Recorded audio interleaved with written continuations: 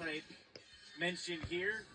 25-23, 30-28, Penn State through two sets. It's awfully close to being Harvard winning 29-27 as we look at the highlights thus far. And Keenan, welcome back to Dillon Gymnasium.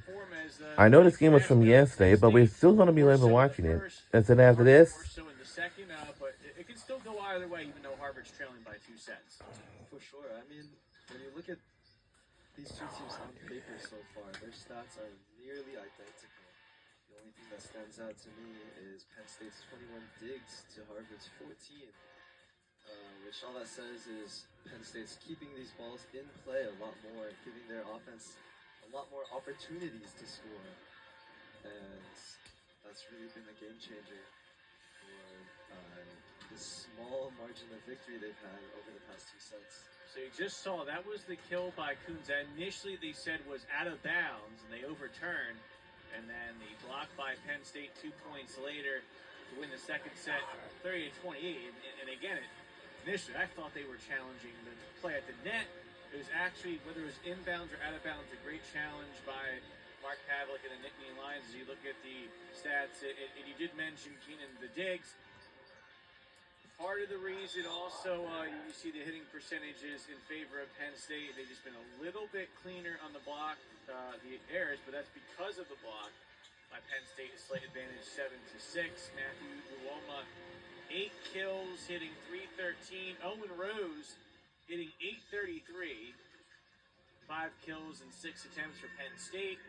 The other way for Harvard, Logan Shepard, 7 kills. Sawyer Nichols has 6.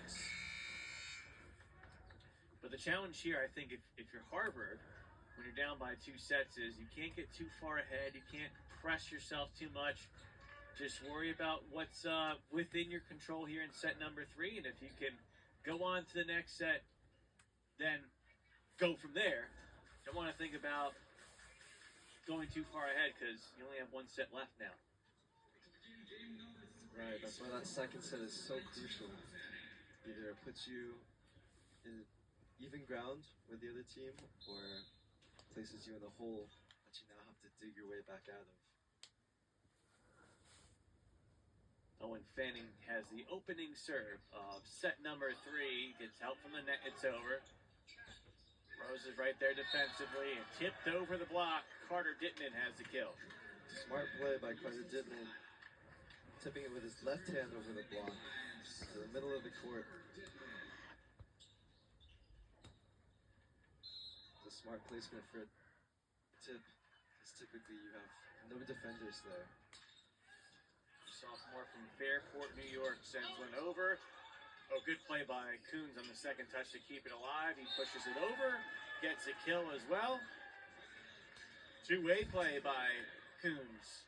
Very good there. A little bit of a miscommunication by the Harvard defense. You saw there was no middle blocker up, which left the middle of the court wide open for Penn State. Coons not only getting it done on the court, but in the classroom. Miscommunication by Penn State there on an overpass. Harvard got bailed out. That's 2-1. But Coons, when Penn State made the tournament 2 years ago, earned the honor of the 2023 NCAA Elite 90 Award, given to the top GPA at the NCAA tournaments. Service error by Harvard will put Penn State back up by 2.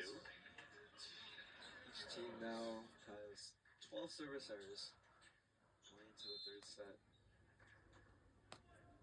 Penn State had struggled in set 1, was much better. Marked improvement in set number 2. Cut their service errors in half as Harvard will get a kill from Barden, and James Barden, he has now equaled his opposing setter with 3 kills. James Barden improvising there. The smart swipe off the block. Coons on the attack. Did not get an opposing fingertip. Tied at 3. Looked like he hit that ball a little bit flat. Just didn't get quite the contact he was expecting.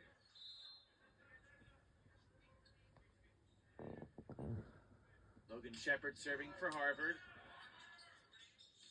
Right at the net. And it was right there for James Barden. You talk about a battle of the setters. Can't get much clearer than that. Setter on setter. Really did all start with the Shepherd serve, putting Penn State out of comfort. Service error this time ties it up at 4.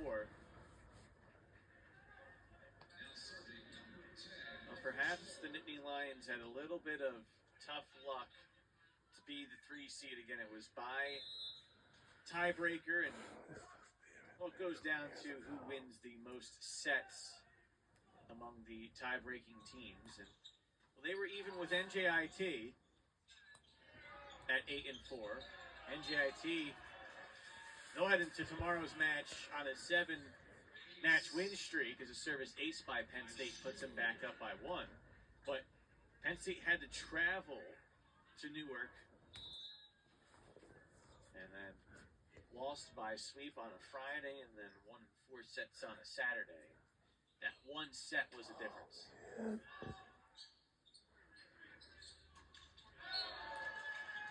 Nichols on the attack right into the net. Penn State goes up by 2.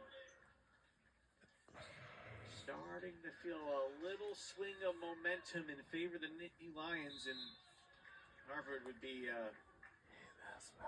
very much to help their own cause, well versed to try to get a stop here. That's not going to help. A service ace by Schwob. Make it 7-4 Penn State. As we do mention, NJIT will face the winner of this one. They are watching. You see a Highlander shirt in the background there. They're right now closest to the Penn State side, watching it. Great job by Harvard to keep it alive. Penn State, though, still churning right through 8 for the lead. Timeout by Harvard as Penn State on a run, trying to end this in straight sets. We'll head to a break from Dylan Jim.